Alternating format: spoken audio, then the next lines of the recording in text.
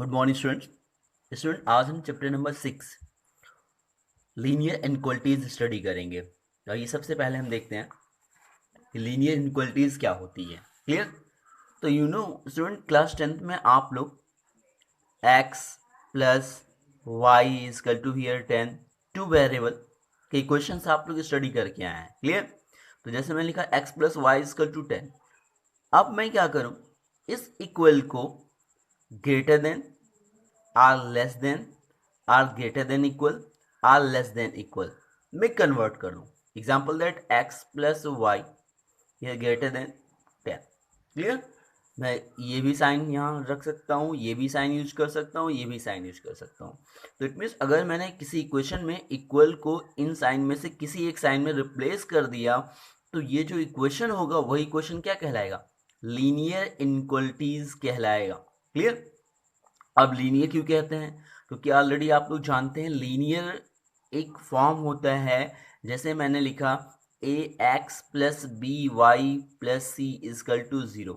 तो कोई भी अगर पॉलिनोमियल लिखा हुआ है उसमें एक्स और वाई की मैक्सिमम पावर 1 है तो उसे हम लीनियर इक्वेशन कहते हैं। क्लियर? लीनियर कहते हैं। ओके, तो यहाँ अब आपको समझ में आ गया होगा कि इक्वेशन में जो इक्वल लगा होता है उसी को लेस देन, ग्रेटर देन और लेस देन इक्वल और ग्रेटर देन इक्वल में रिप्लेस करते हैं और उसी को लीनियर इनइक्वालिटीज कहा जाता है। क्लियर? अब बुक में देखते हैं, बुक के अकॉर्डिंग इसे डिफिनेशन लिखा गया कि two real number or two algebraic expression related by the symbol of this is called inequalities. Clear? तो ये क्लियर जो अभी मैंने समझा वही चीज लिखी हुई है। क्लियर? अब हम देखते हैं कि जो इनइक्वालिटीज होती है वो कितने टाइप्स की होती है। तो अगर जैसे लिखा है ओनली नंबर्स के लिए लिख दिया गया, जैसे 3 less than 5, 7 is greater then 5, तो अगर दोनों नंबर्स यूज किए जाते हैं तो उसको हम न्यूमेरिकल इनइक्वालिटीज कहते हैं। Clear? And second year x is less than 5 और y is greater then 5, it means x और y दोनों वेरिएबल में से कोई एक वेरिएबल यूज करते हैं तो उसे हम क्या कहते हैं? Literal inequalities. क्लियर? अब दूसरी चीज हम देखते हैं, जैसे मैं यहां लिख दूं x और 5 ही लिखा example that year 5 year greater than 3 but less than 7, तो इट मीन्स उसमें दो इनइक्वालिटीज एक साथ मिल गई तो इसको डबल इनइक्वालिटीज कह सकते हैं। x के लिए भी यूज किया गया, यहाँ x is greater than or equal 3 and less than 5, तो इसे भी क्या कहेंगे? डबल इनइक्वालिटीज कह सकते हैं। क्लियर? अब स्टूडेंट ये यहाँ जैसे कुछ आपके लीनियर इनइक्वालिटीज के एग्जांपल दिए गया, तो जिसमें ओनली लेस देन और ग्रेटर देन लगा, ओनली लेस देन और ग्रेटर देन। क्लियर? ये तो क्वेश्चन हो गया, ये हो गया, ये हो गया। क्लियर? और ये हो गया। तो जिसमें ओनली लेस देन और ग्रेटर देन लगा हो ऐसे इनइक्वालिटीज को हम स्ट्रिक्ट इनइक्वालिटीज कहते हैं। क्लियर? समझ में आ गया? ओनली लेस देन और ग्रेटर देन लगा हो उसी को हम कहेंगे स्ट्रिक्ट इनइक्वालिटीज। क्लियर? अब दूसरी चीज देखते हैं, स्लैक इनइक्वालिटीज, जिसमें लेस देन इक्वल और greater than equal. Example that here this and here this. Clear? And this and this, तो जिसमें लेस देन इक्वल और ग्रेटर देन इक्वल लगा हो उसे हम क्या कहते हैं?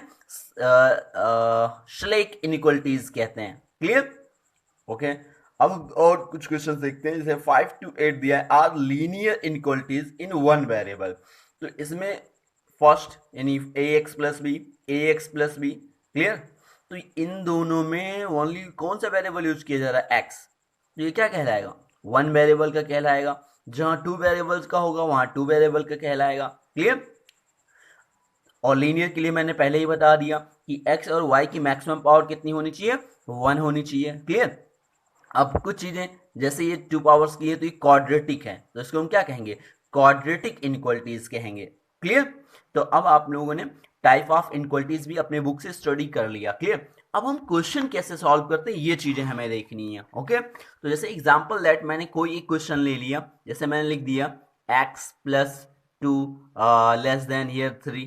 क्लियर? तो आप क्या करेंगे?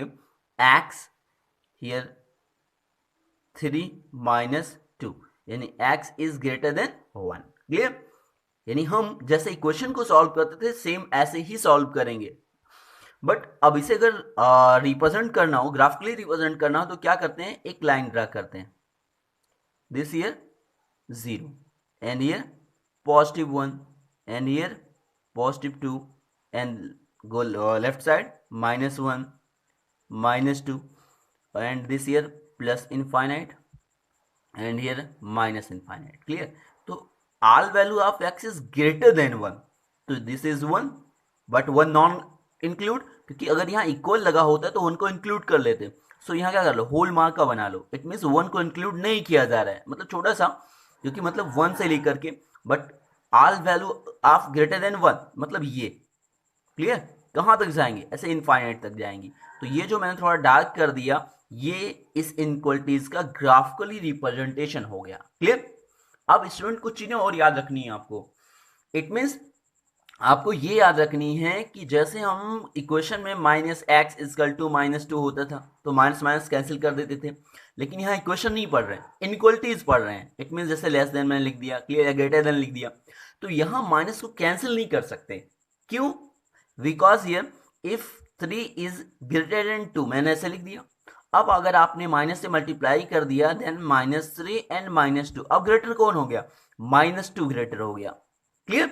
तो इट मीन्स जब हम माइनस से मल्टीप्लाई करते हैं इनइक्वालिटीज में, तो उसकी इनइक्वालिटीज क्या होती है? चेंज हो जाती है।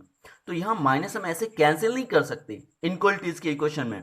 इनइक्वालिटीज में हम माइनस से जब मल्टीप्लाई करेंगे तो इनइक्वालिटी क्या होगी? चेंज हो जाएगी। It means x here, this and 2। Clear? और आपको ये भी माइंड में रखना है कि जैसे मैंने लिखा x इज दिस -2, तो माइनस से मल्टीप्लाई नहीं करना है। लेकिन जब आपका ये वेरिएबल निगेटिव हो जाए, इट मीन जैसे ये कहीं आंसर आगे आपने सॉल्व किया और आगे answer -x here this is 2, तब आपको यहाँ ये जो वेरिएबल जिसकी वैल्यू निकालनी है वो निगेटिव आ गया, तब आपको माइनस से मल्टीप्लाई करना होगा। क्लियर? तो it means x and here, तो इनइक्वालिटीज क्या होगी? चेंज हो जाएगी, एंड हियर -2। क्लियर? तो आपको इसी तरह से सॉल्व करना होगा। ओके?